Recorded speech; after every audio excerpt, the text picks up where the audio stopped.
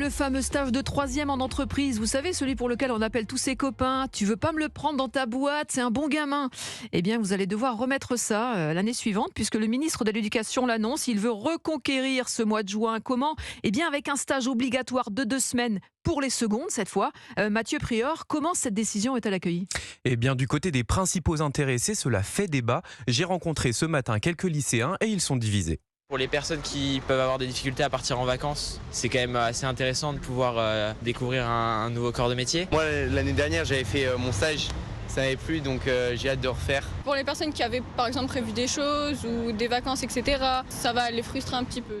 Alors, ce qu'il faut comprendre, c'est que cette idée de stage de seconde, le ministère de l'Éducation nationale l'a eu pour éviter que les élèves partent en vacances dès la fin mai, après leur conseil de classe.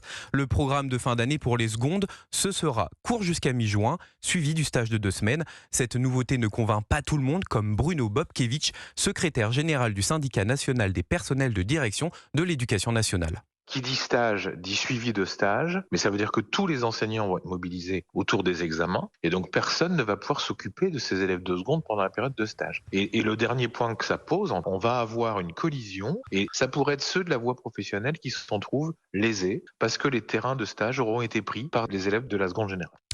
Et le stage pourra se réaliser en entreprise, en association ou dans un service public. Son but est de permettre aux lycéens, selon le ministère, d'approfondir leur découverte d'un métier et affermir leur choix d'orientation.